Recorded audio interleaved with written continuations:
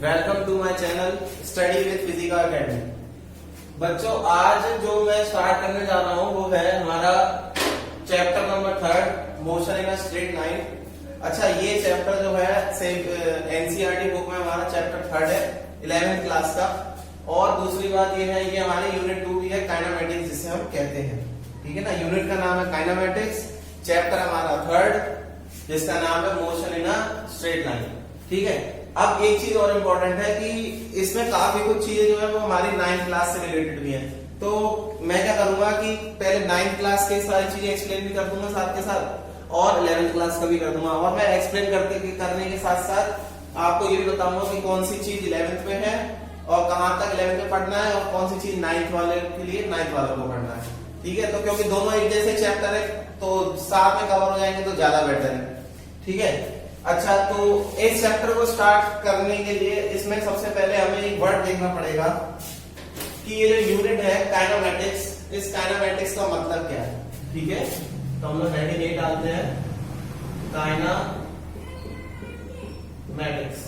चलो, इस काइनेमेटिक्स को पढ़ने से पहले एक और अच्छी हेडिंग पढ़ते हैं।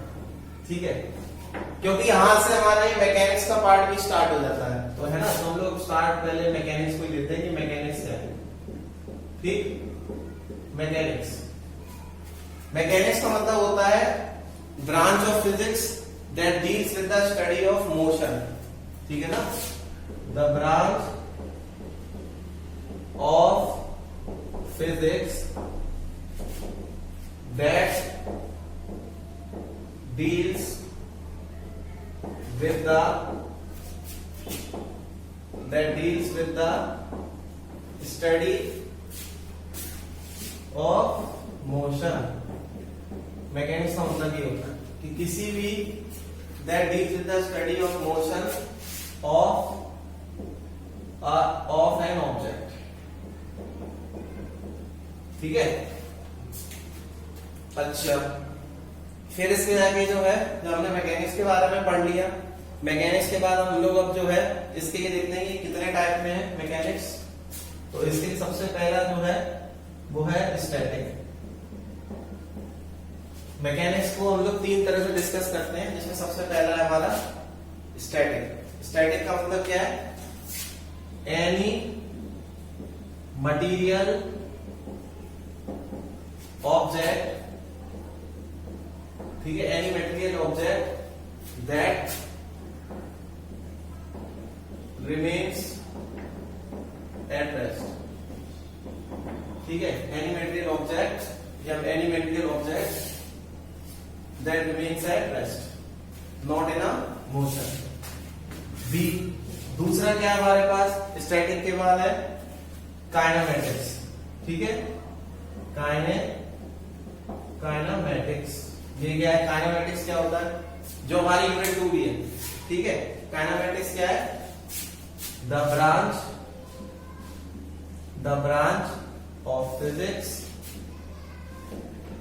That deals with the study of material objects. ठीक है, that do not take account how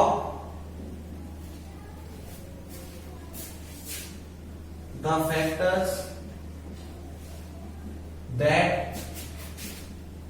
causes motion in material objects। मतलब एक तरह से हम ऐसे कह सकते हैं कि काइनेमेटिक्स का मतलब क्या है कि हम स्टडी करेंगे मटेरियल ऑब्जेक्ट की, और हम लोग ये देखेंगे कि उनका वो मोशन में आ गए मटेरियल ऑब्जेक्ट जो है, लेकिन वो मोशन में आने के बाद हम उनका ये नहीं देखेंगे कि वो मोशन में कैसे आए।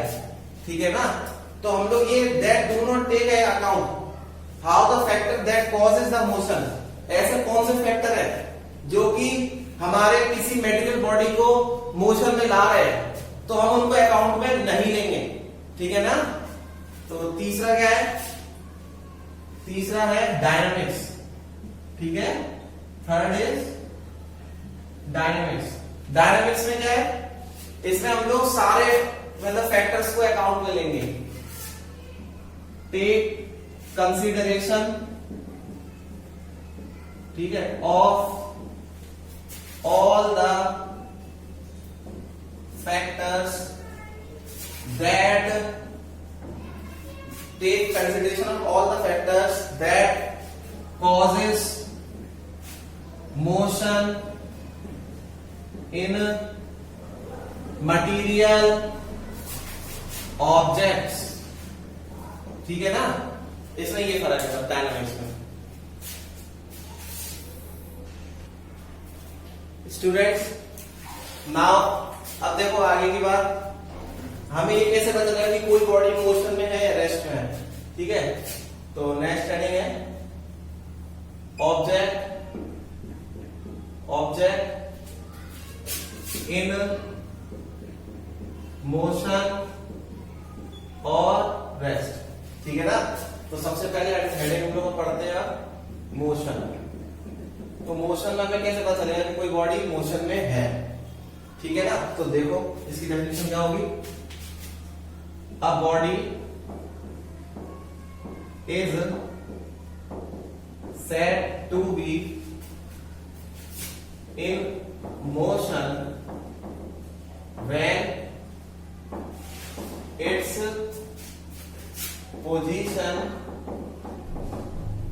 position changes from one point to another,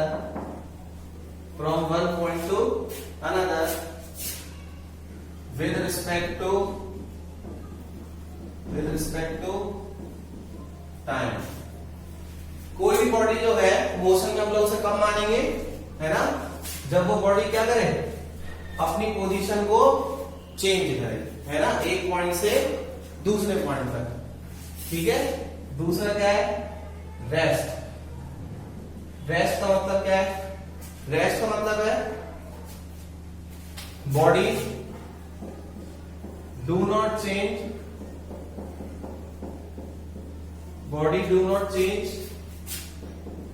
its position from one point to another with respect to time। ये है कोई बॉडी मोशन में है, कैसे होगी? मोशन का मतलब जब कोई ऑब्जेक्ट, देखो जैसे ऑब्जेक्ट है, ये ऑब्जेक्ट अपनी पोजीशन को यहां से यहां चले जाए और टाइम कभी रुकता नहीं है, टाइम तो चलता रहता है। तो अब हम क्या कहेंगे कि कोई बॉडी अगर मोशन में आ रही है तो वो क्या कह रही है, एक जगह से दूसरी डिस्प्लेस हो रही है ना, पोजीशन उसकी चेंज हो रही है विद रिस्पेक्ट टू टाइम। और रेस्ट का मतलब क्या है? जिसकी पोजीशन ही चेंज ना हो समय के साथ, मतलब टाइम के रिस्पेक्ट में उसकी कोई पोजीशन चेंज ना हो, ठीक है ना। दोनों का फर्क समझ में आ रहा होगा आप लोगों को, ठीक है। चलो अब नेक्स्ट देखते हैं हम लोग, नेक्स्ट कंसीडर करते हैं। इसके बाद अब देखते हैं आगे कि जो मोशन है, ठीक है, उस मोशन के हम लोग टाइप्स पढ़ेंगे, ठीक है। कितने टाइप के हम लोग जनरली मोशन देखते हैं, ठीक है। तो नेक्स्ट हेडिंग है हमारी, next heading is types of motion. Motion कितने टाइप का है? अच्छा, जब मोशन की हम बात करते हैं कितने टाइप का है, तो उसको हम लोग तीन तरीके से कंसीडर करते हैं। तीन तरीके से कैसे?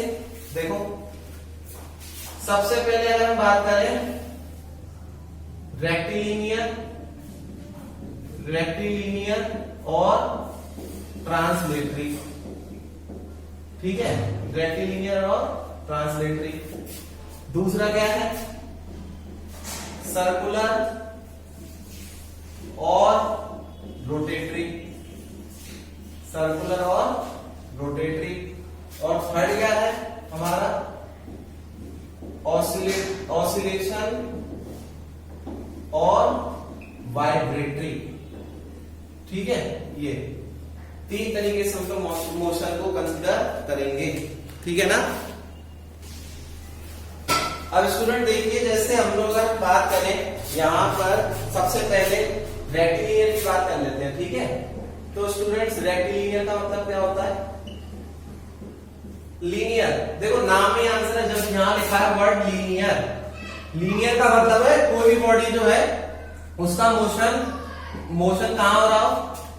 Motion in a straight line, ठीक है, motion in a straight line. अच्छा, लेकिन इसमें हम लोग क्या कंसीडर करते हैं? पहला पॉइंट तो ये होगा कि वो रेक्टिलिनियर मोशन करेगी। दूसरा हम लोग ये कंसीडर करते हैं कि जो भी हम लोग बॉडी लेके चल रहे हैं, that considers as a point mass या point object, ऐसे कहते हैं, that consider as a point object। इसमें ये होता है। रेक्टिलिनियर में क्या है? ऐसा मोशन किसी बॉडी का जो कि स्ट्रेट लाइन में हो, और स्ट्रेट लाइन में होने के साथ साथ क्या है उसके अंदर हम लोग जो भी ऑब्जेक्ट को हम कंसीडर कर रहे हैं वो सारा का सारा पॉइंट ऑब्जेक्ट की तरह ट्रीट होगा। ये बहुत इंपॉर्टेंट बात है कि हम लोग उस ऑब्जेक्ट को पॉइंट ऑब्जेक्ट की तरह ट्रीट करेंगे, या फिर आप उसे पॉइंट मास भी कह सकते हैं, पॉइंट मास बॉडी, दोनों में से आप कुछ भी कंसीडर कर रहे हैं, कोई दिक्कत नहीं है, ठीक है। अच्छा, नेक्स्ट है हमारा ट्रांसलेटरी। ट्रांसलेटरी का क्या है? ट्रांसलेटरी में बस एक सबसे बड़ा फर्क क्या है कि जो भी हमारे कॉन्स्टिट्यूएंट पार्टिकल्स हैं, ठीक है ना, कॉन्स्टिट्यूएंट पार्टिकल्स जो हैं वो मूव करेंगे, मूव्स साइमल्टेनियसली along a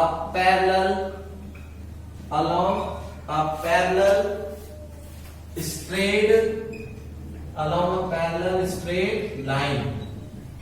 मतलब अगर कोई बॉडी का मोशन इस तरफ, जैसे ये है कोई ए बॉडी है जिसका मोशन इस तरीके से हो रहा है, तो बी और सी बॉडी ये दोनों भी उसी पैरेलल लाइन के अलोंग ट्रेवल करेंगी, ठीक है। लेकिन इसमें सबसे बड़ी बात क्या है, यहां पे कंसीडरेशन जो है वो पॉइंट मास की नहीं होती है। Consider do not as a point mass body. देखो, दिख रहा है नहीं दिख रहा है? Do not consider as a point mass body, ठीक है। और क्या इसमें इंपॉर्टेंट बात है? और इसमें इंपॉर्टेंट बात ये है, कवर करते हैं equal distance in equal interval of time, ठीक है ना। That cover equal distance in equal interval of time. थोड़ा सा मैं ऊपर लिख देता हूं, दिख नहीं रहा है। Equal distance in equal interval of time, ये मैं कहना चाह रहा हूं, ठीक है ना। अच्छा, सर्कुलर और रोटेटिंग में फर्क क्या है? सर्कुलर का मतलब क्या होता है? सर्कुलर में क्या होता है? बॉडी, चलो ऐसे लिख देते हैं, बॉडी जो कि सर्कुलर पाथ को फॉलो करे, body moves along the surface of circular path। मतलब हम कह सकते हैं सर्कुलर मोशन कुछ इस तरीके का है, जैसे कोई बॉडी जो है इस पाथ को फॉलो कर रही है, ये ठीक है, ये इसका रेडियस होगा, तो सर्कुलर पाथ को जो फॉलो करेगा, ठीक है, सर्कुलर सरफेस के अलावा, मतलब इस सरफेस के अलावा मतलब कोई बॉडी मोशन करे तो वो सर्कुलर मोशन कहलाता है। ये तो आपको पता होगा, ठीक है ना, फिर भी हमने बता दिया। नेक्स्ट है हमारा, नेक्स्ट है रोटेटरी। रोटेटरी मोशन का मतलब क्या है? रोटेटरी मोशन का मतलब जैसे हमारे पंखे, ठीक है, पंखा हो गया, और हमारा जैसे कि अर्थ हो गई, अर्थ अपने एक्सिस पे भी मूव करती है और सर्कुलर पाथ को भी फॉलो करती है, तो अर्थ के दोनों मोशन है, सर्कुलर भी है और रोटेटरी भी है।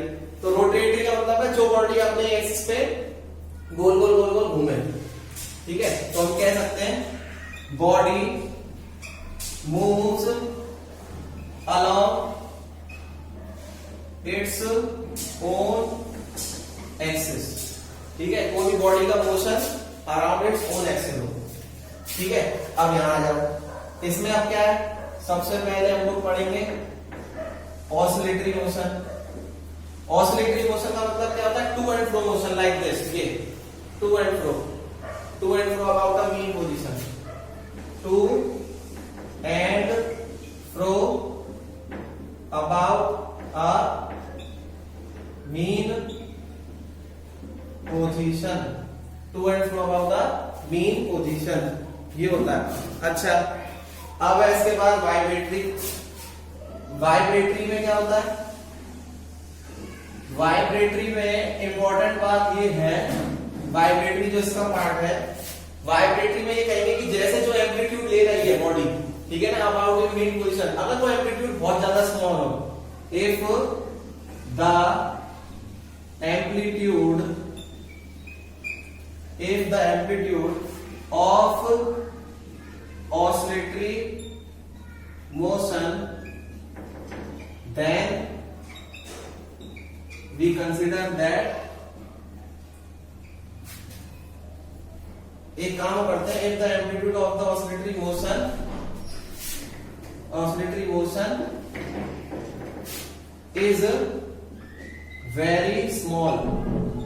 is very small, कब, कितने लेवल तक, माइक्रोस्कोपिक लेवल तक, माइक्रोस्कोपिक लेवल तक। ठीक है, if the amplitude of oscillatory motion is very small, ठीक है, then this type of motion, then this motion is known as, क्या बोलेंगे इस टाइप के मोशन को, वाइब्रेटरी मोशन। ठीक है, ये इंपॉर्टेंट बात है, ध्यान रखेंगे हम लोग। नेक्स्ट स्टूडेंट, अब आगे डिस्कस करते हैं हम लोग। ठीक है, नेक्स्ट है पॉइंट मास। अब हम लोग क्या पढ़ेंगे, पॉइंट मास। दिख रहा है साफ साफ? हाँ ठीक है। तो पॉइंट मास का मतलब क्या होता है, पॉइंट मास का मतलब है कि कोई भी ऐसी मटेरियल बॉडी, ठीक है ना, जो लार्जर डिस्टेंस को ट्रेवल करे with respect to its size, much larger distance को वो ट्रेवल करे। ठीक है, तो मतलब एनी मटेरियल ऑब्जेक्ट, ठीक है, उसको हम कंसीडर पॉइंट ऑब्जेक्ट की तरह कैसे ट्रीट करेंगे, पॉइंट ऑब्जेक्ट लिख दो या पॉइंट मास, पॉइंट ऑब्जेक्ट लिखते हैं, point object.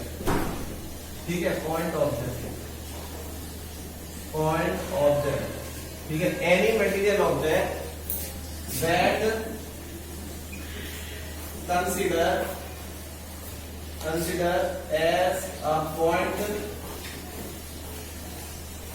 any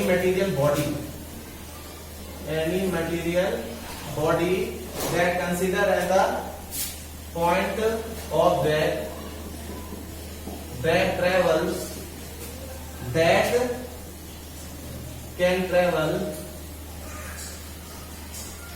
that can travel much larger distance compares to its size। ठीक है ना, पॉइंट ऑब्जेक्ट का मतलब ये होता है कि वो ऐसी बॉडी जो भी अपने साइज से कई लार्जर डिस्टेंस को ट्रेवल करे। जैसे कि आप कंसीडर कर सकते हो कि अर्थ और मून में कौन पॉइंट ऑब्जेक्ट होगा, मून। क्यों? क्योंकि मून जो है वो मच लार्जर डिस्टेंस को ट्रेवल कर लेता है एज कंपेयर टू अर्थ। ठीक है, दूसरा अगर हम बात करें अर्थ और सन के रिस्पेक्ट में कौन पॉइंट ऑब्जेक्ट है, तो अर्थ और सन के रिस्पेक्ट में जो पॉइंट ऑब्जेक्ट होगा वो हमारी अर्थ हो जाएगी। Earth can be treated as a point object with respect to sun. ठीक है, क्योंकि अर्थ जो है वो मच लार्जर डिस्टेंस को ट्रेवल करती है। नेक्स्ट हेडिंग क्या है इसके बाद, ये बहुत इंपॉर्टेंट है, very very important, frame of reference. ये बहुत इंपॉर्टेंट हेडिंग है, फ्रेम ऑफ रेफरेंस। तो फ्रेम ऑफ रेफरेंस का मतलब क्या होता है? देखो, फ्रेम ऑफ रेफरेंस का मतलब क्या है? फ्रेम ऑफ रेफरेंस का मतलब क्या होता है? ये बहुत इंपॉर्टेंट पॉइंट है।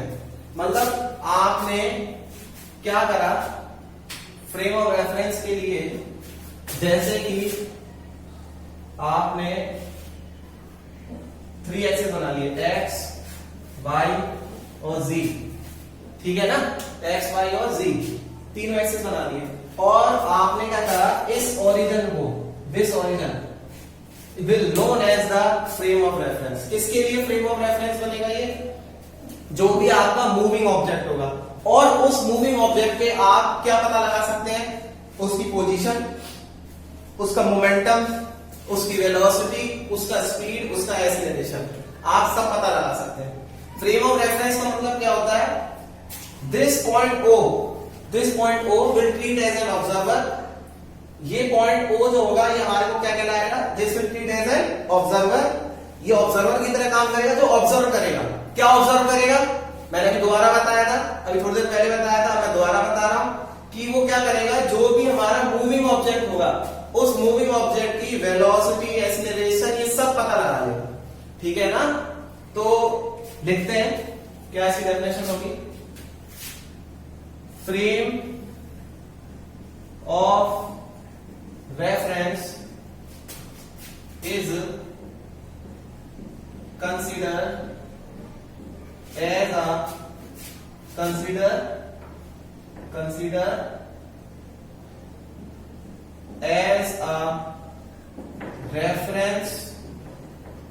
as a reference point that is origin in case of Cartesian coordinates,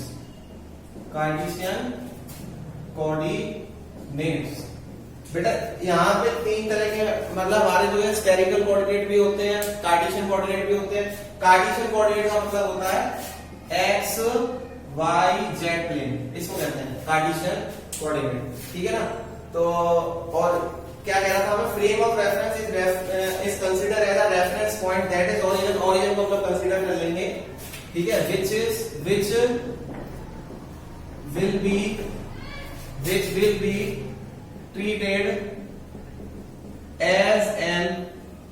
which will be treated as an observer, and it can determine the position, momentum, velocity, acceleration किसका? of any moving object, ठीक है? ये है इसकी proper definition frame of reference की। अच्छा, frame of reference कितने type का है? Frame of reference is of 2 types. कितने टाइप के फ्रेम ऑफ रेफरेंस? 2 टाइप के। कौन कौन से 2 टाइप के? पहला जो है उसे हम कहते हैं इनर्शियल फ्रेम ऑफ रेफरेंस, ठीक है? Inertial frame of reference, inertial frame of reference. Inertial frame of reference का मतलब क्या होता है? दैट ओबे न्यूटन्स फर्स्ट लॉ, या ये ओबे होल्ड भी कह सकते हो, that hold the Newton's first law, या strictly obey the Newton's first law, E, ठीक है? अच्छा, फिर क्या है? B is non inertial frame of reference, ठीक है? वो क्या होता है? That do not obey Newton's first law, ठीक है? नेक्स्ट स्टूडेंट, बहुत इंपॉर्टेंट बात, बहुत बहुत इंपॉर्टेंट, ये तो इस चैप्टर का बेसिक है, ठीक है। क्या है? मोशन इन वन डायमेंशन, ठीक है। Motion in two dimension, third motion in three dimension, ठीक है ना। Motion in one dimension, motion in two dimension and motion in three dimension, इन तीनों का फर्क क्या है? देखो, मोशन इन वन डायमेंशन का मतलब क्या होता है? जैसे मैंने क्या करा, आपके हमने ये तीनों एक्सिस बना दिए, एक्स वाई जेड, ठीक है। अगर कोई बॉडी एक ही एक्सिस को यूज कर रही हो out of the three axis, तो हम लोग कहेंगे that type of motion is known as motion in 1D, ठीक है ना। Any object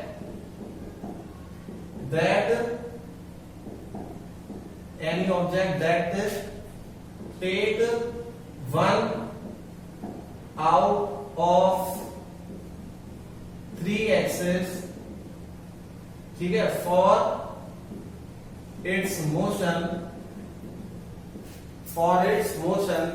then such type of motion is known as a motion in 1D. Such type of motion is known as a motion in 1D. For example, इस type के motion को हम लोग क्या कहते हैं? ये बहुत इंपॉर्टेंट है, लीनियर मोशन। अगर कोई बॉडी एक ही एक्सिस को यूज कर रही है, इस तरह के मोशन को हम लोग लीनियर मोशन कहते हैं, ठीक है। नेक्स्ट, अब क्या करें? अब मैं डायरेक्ट लिखूंगा, मतलब कि 2 आउट ऑफ 3 एक्सिस को अगर कोई बॉडी यूज कर ले, ठीक है, तो इस टाइप के मोशन को मोशन इन 2D कहते हैं। और एग्जांपल है इसका, such type of motion is known as a motion in a plane, motion in a plane, ठीक है। नेक्स्ट है मोशन इन 3D, जब कोई बॉडी तीनों के तीनों एक्सिस एक्स वाई जेड, ठीक है ना, तीनों के तीनों एक्सिस को यूज कर ले, यानी 3 आउट ऑफ 3 एक्सिस को, तो इस टाइप के मोशन को हम लोग कहते हैं motion in a space. Such type of motion is known as the motion in a space, ठीक है। क्लियर? कोई दिक्कत? चलो ठीक है। अब हम लोग नेक्स्ट करेंगे, इसके बाद आगे के टॉपिक देखते हैं कि डिस्टेंस और डिस्प्लेसमेंट में हमारा क्या मतलब जो डिफरेंस होता है। डिस्टेंस और डिस्प्लेसमेंट क्या होता है, ठीक है ना। डिस्टेंस और डिस्प्लेसमेंट को देखिए। अब यहां से थोड़ा चैप्टर का बेसिक, ये तो बेसिक था सारा जो हमें पता होना चाहिए, ठीक है। अब हम लोग स्टार्ट करेंगे डिस्टेंस एंड डिस्प्लेसमेंट, ठीक है। तो स्टार्ट करते हैं। सबसे पहले हमारा जो हेडिंग है, हेडिंग को मैं ऐसे करा दूं, डिफरेंस को साथ में लेके एक बार में, चलो ऐसे ही करते हैं। एक तरफ हेडिंग डाल देते हैं डिस्टेंस, ठीक है, और एक तरफ हम लोग हेडिंग डाल देते हैं डिस्प्लेसमेंट, ठीक है, ठीक है। अच्छा, अब क्या करेंगे डिस्टेंस और डिस्प्लेसमेंट में, हेडिंग में देखो जरा ध्यान से, क्या फर्क है डिस्टेंस और डिस्प्लेसमेंट में। डिस्टेंस को हम लोग एक और नाम से बोलते हैं पाथ लेंथ, ठीक है, पाथ लेंथ से भी बोला जाता है। तो देखते हैं इसमें क्या क्या डिफरेंस होता है। सबसे पहला point, it is the actual path travelled by a body. ये किसी बॉडी का एक्चुअल पाथ जो ट्रेवल होता है उसी को कहते हैं, ठीक है ना। डिस्प्लेसमेंट में क्या है, the shortest path travelled by a body. इसका एग्जांपल हम एक समझते हैं। जैसे अगर कोई बॉडी, देखो चलो सर्कुलर से पहले पहले मैं आपको इसका वाला एग्जांपल देता हूं जो लीनियर है। जैसे मान के चलो मैंने कहा ये पॉइंट ए है, ये पॉइंट बी है, ये पॉइंट सी है, ठीक है, जरा समझना इसको। तो मैंने कहा कि ए टू सी जाना है, फॉर ए टू सी, ठीक है। अगर मेरी कोई बॉडी पहले ए से बी गई फिर बी टू सी गई, ठीक है ना, यानी first A B then B C, इन दोनों को मिला के जो बना वो हमारा डिस्टेंस कहलाएगा, ठीक है। और मैंने कहा कोई बॉडी अगर डायरेक्ट एसी में पहुंच गई, डायरेक्ट या मतलब किसी ने वाला पाथ को फॉलो किया, ठीक है, तो ये हमारा क्या कहलाएगा, ये हमारा डिस्प्लेसमेंट कहलाएगा, ठीक है। एक और एग्जांपल ले लो, जैसे कोई हमारा रेक्टेंगुलर पाथ है ए बी सी डी, अगर कोई बॉडी पहले ए टू बी गई फिर बी टू सी गई तो ये हमारा क्या कहलाएगा, डिस्टेंस। और कोई direct A to C direct चली गई तो वो क्या कहलाएगा, डिस्प्लेसमेंट। ये फर्क है दोनों में, सबसे पहली बात। अच्छा, और कोई फर्क, और कोई एग्जांपल? हाँ बिल्कुल है।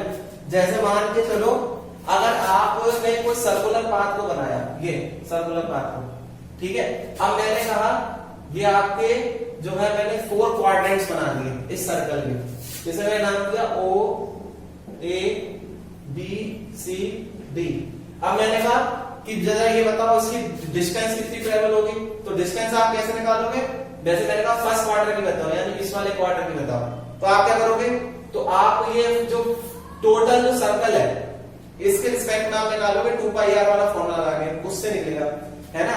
लेकिन अगर हम बात करें डिस्प्लेसमेंट की, तो डिस्प्लेसमेंट में कुछ नहीं करना है, डिस्प्लेसमेंट में आपको यहां से एक लाइन ड्रॉ करनी है और उससे हम पाइथागोरस यूज करके सॉल्व कर सकते हैं। तो बेसिकली डिस्प्लेसमेंट क्या है, डिस्प्लेसमेंट एक ऐसा पाथ ट्रेवल करता है बॉडी जो कि शॉर्टेस्ट से शॉर्टेस्ट हो, जल्दी से जल्दी मतलब वो अपनी जगह पर पहुंचना चाहता है, ठीक है ना, ये फर्क होता है इसमें बेसिक। तो कुछ क्लियर हो रहा होगा थोड़ा बहुत कि मतलब जो शॉर्टेस्ट पाथ कोई बॉडी अगर ट्रेवल करे, कोई छोटा पाथ को ट्रेवल करे तो वो हमारा डिस्प्लेसमेंट है, और जो अपने एक्चुअल पाथ को ट्रेवल करे वो हमारी डिस्प्लेसमेंट है, वो सॉरी वो हमारी डिस्टेंस है। आगे देखो, अब हमारा सेकंड पॉइंट क्या होता है, सेकंड पॉइंट है हमारा, second point it is a scalar quantity. ये कौन सी क्वांटिटी है, it is a scalar quantity. अच्छा, तो ये कौन सी है, it is a vector quantity, ठीक, ये वेक्टर क्वांटिटी है। Number third it is always positive, ये हमेशा कैसी रहेंगे, पॉजिटिव रहेगी। इसमें आप इट मे बी पॉजिटिव और नेगेटिव, ठीक है। देखो जरा ये दोनों चीजें समझो, स्केलर क्वांटिटी वो क्वांटिटी होती है जिसके अंदर केवल उसका मैग्नीट्यूड होता है, वेक्टर क्वांटिटी ये बताऊंगा आगे मोशन इन 2D में बताऊंगा डिटेल में, अभी तो केवल हाथ फिलहाल में इतना समझ लो। स्केलर क्वांटिटी वो क्वांटिटी जिसका मैग्नीट्यूड और डायरेक्शन ना हो, वेक्टर क्वांटिटी वो क्वांटिटी जिसके अंदर आपका मैग्नीट्यूड और डायरेक्शन दोनों हो, क्योंकि एक्चुअल पाथ को ट्रेवल कर रही है तो कभी भी नेगेटिव नहीं हो सकती, हमेशा पॉजिटिव ही रहेगी। ये पॉजिटिव और नेगेटिव दोनों हो सकती है। जैसे ये एग्जांपल ले लो, मैंने एग्जांपल दिया आपको, ये देखना जरा, ये ए बी मान के चलो 10 किलोमीटर आप कोई बॉडी और डिस्टेंस ट्रेवल कर रही है, ठीक है। अब मैंने कहा एक नया पॉइंट मैंने बना दिया सी, ये सी हो गया, ये 4 किलोमीटर हो गया सपोज करो यहां से। अब मैंने कहा कि जरा ये बताओ कि इसमें बॉडी जो है पहले ए टू बी गई फिर बी टू सी गई, तो इसमें बताओ कि टोटल डिस्प्लेसमेंट कितना होगा, ठीक है ना, total displacement and total distance. तो टोटल डिस्टेंस जो हो जाएगा, जो डिस्टेंस हो जाएगा, डिस्टेंस को हमें क्या करना है, जो एक्चुअल पार्ट ट्रेवल करना है उसको सबको जोड़ना है।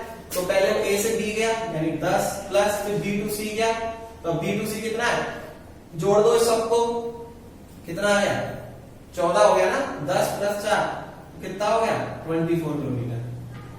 ठीक है। अच्छा अब डिस्प्लेसमेंट की बात करेंगे, डिस्प्लेसमेंट की बात करेंगे तो पहले ए से बी गया यानी +10, फिर बी टू सी गया -14 दैट इज -4, क्योंकि जोड़ना पड़ेगा ना हमें यहाँ पर, तो लेकिन वो उसके अपोजिट डायरेक्शन में, क्योंकि वेक्टर क्वांटिटी है तो डायरेक्शन के हिसाब से नेगेटिव साइन आ गया तो -4 आया। तो अब समझ में आ रहा होगा कि पॉजिटिव भी हो सकता है और नेगेटिव। पॉजिटिव तो देखो ए टू बी जा रहा था तब तो पॉजिटिव ले रहे थे ना, तो पॉजिटिव भी और नेगेटिव भी है दोनों है। ठीक है। आगे देखो फोर्थ पॉइंट देखते हैं अब इसका। फोर्थ पॉइंट क्या है? फोर्थ पॉइंट है it can never be zero, it can never be zero, ये कभी जीरो नहीं हो सकता। इसकी बात करें तो इट मे बी जीरो, ये जीरो हो सकता है कि ये जीरो कभी किसी समय पे हो जाए। ठीक है ना, ये कभी भी ऐसा नहीं है कि फिक्स हो कि हाँ भाई ये जीरो होगा ही होगा, लेकिन हाँ जीरो हो भी सकता है। ठीक है, ये हमें ध्यान रखना है इसका। फिफ्थ पॉइंट, अगर मैं किसी दो पॉइंट के बीच की बात करूं तो यहां पर इसकी large number of value exist कर सकती है। ठीक है ना, इसमें क्या होगा, अगर मैंने कोई दो पोजीशन ले ली, ठीक है, अगर कोई बॉडी की दो पोजीशन ले ली और वो डिस्टेंस को ट्रेवल कर रही है तो उस केस में इसके पास लार्ज नंबर ऑफ वैल्यूज हो जाएंगी। ठीक है, तो लिख देते हैं distance between two positions, distance between two positions can have large number of values। और इसमें इसका क्या फर्क है, मैं डायरेक्ट लिख दे रहा हूं, it contains a unique value। उस केस में ये क्या करेगी, इसके पास यूनिक वैल्यू भी होगी। ठीक है, नेक्स्ट देखो बच्चों, नेक्स्ट है स्पीड। ठीक है, हम लोग स्पीड को पढ़ेंगे। स्पीड क्या है, देखो speed of a body is defined as the ratio of distance traveled per unit time, distance traveled per unit time, ये इसका वो है। तो speed is equals to actual path length कह लो, एक्चुअल पाथ लेंथ यानी कि जो डिस्टेंस ट्रेवल किया है वो, ठीक है, to the time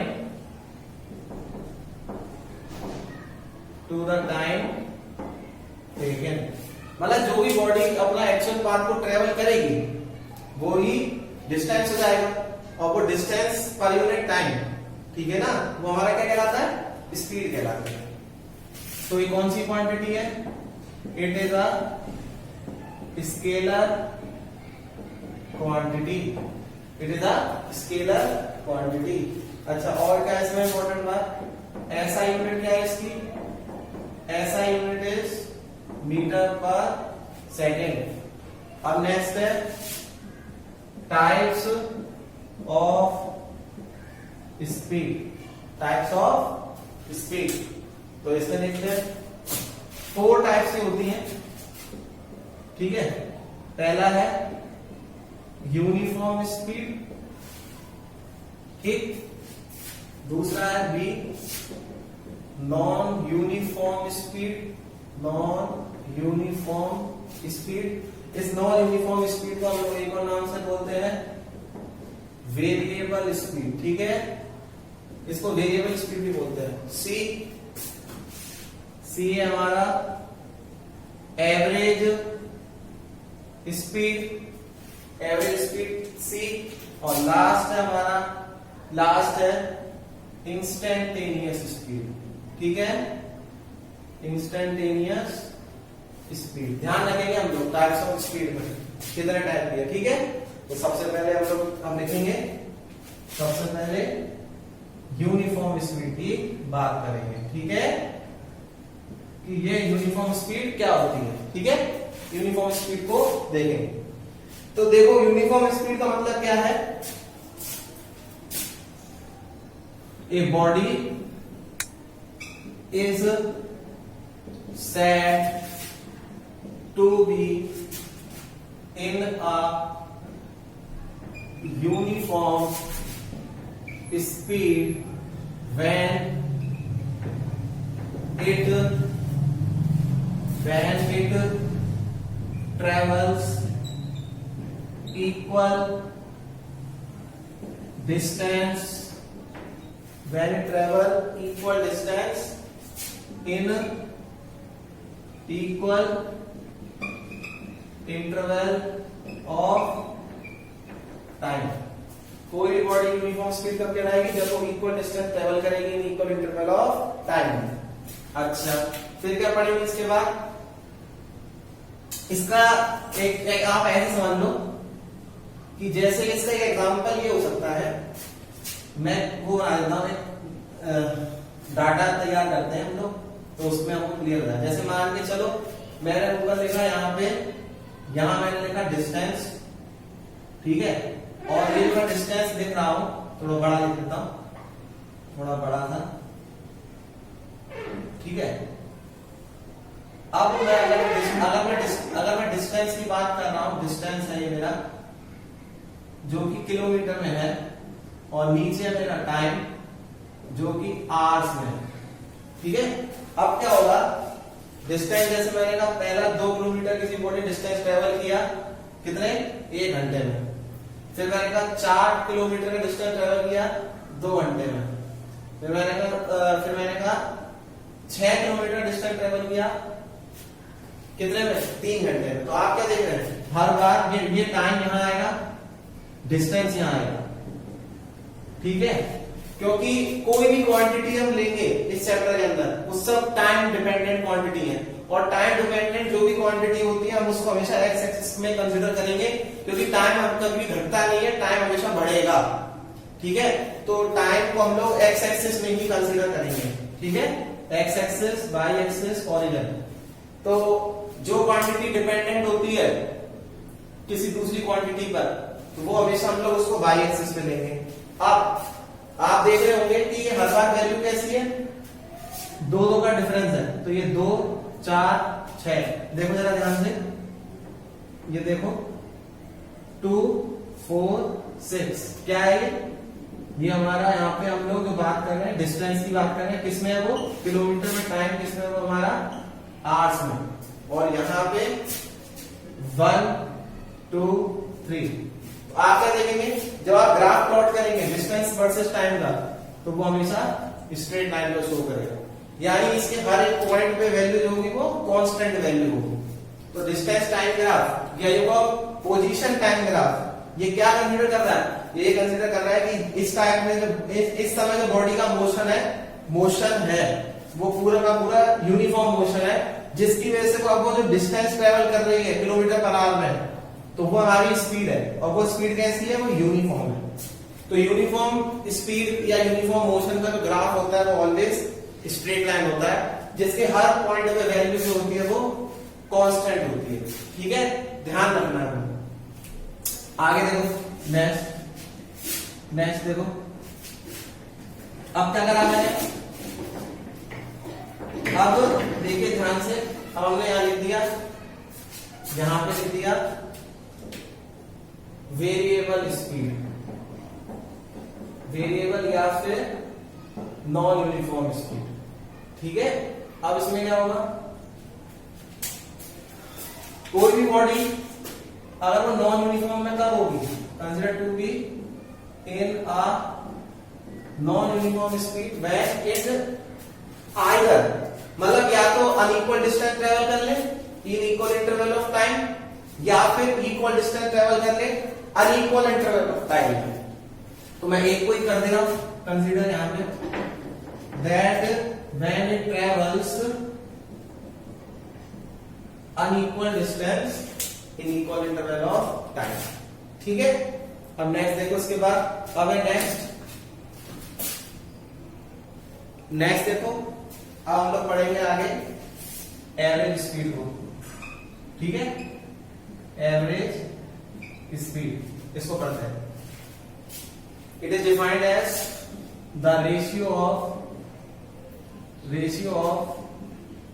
total distance travelled to the total time taken. ये फॉर्मूला होता है इसका स्पीड का, delta X upon delta T. ठीक है, नेक्स्ट लास्ट टॉपिक है हमारा, अब लास्ट टॉपिक को देखेंगे स्पीड का लास्ट टॉपिक, और वो लास्ट टॉपिक है हमारा डी इज इंस्टेंटेनियस स्पीड। ये हमारा लास्ट टॉपिक इस चैप्टर का। इंस्टेंटेनियस स्पीड का मतलब क्या है? इंस्टेंटेनियस स्पीड का मतलब क्या है? Speed of a body, speed of a body at a given instant of a time. बहुत ही छोटे समय में किसी बॉडी के अगर हम स्पीड को निकालते हैं, वो हमारी इंस्टेंटेनियस स्पीड होती है, यानी कि s बराबर या नहीं v बराबर से कर दें, या स्पीड लिख देते हैं सीधा, स्पीड। ठीक है, स्पीड इज इक्वल्स टू, आप क्या करेंगे, given instant of a time है, तो देखो limit delta T tends to 0, delta S upon delta T, ठीक है, which is also equals to ds over dt। ये मैं बता चुका हूं आपको प्रीवियस लेक्चर्स में कि कैसे निकालते हैं ds अपॉन dt को हम लोग स्पीड कहते हैं। ठीक है, तो आज की क्लास यही समाप्त होती है। अब हम लोग आगे कल करेंगे, वेलोसिटी के बारे में डिस्कस करेंगे, एक्सेलरेशन के बारे में पढ़ेंगे, फिर पोजीशन टाइम ग्राफ बनाएंगे और इक्वेशन ऑफ मोशन को प्रूव करेंगे अलग अलग तरीकों से। ठीक है, थैंक यू क्लास। और एक बात और, प्लीज चैनल को सब्सक्राइब करो, बहुत मेहनत हो रही है पढ़ाने में। ठीक है, प्लीज जो भी लेक्चर को देखा करें उस चैनल को सब्सक्राइब जरूर करें, study with Physica academy. Thank you, God bless you.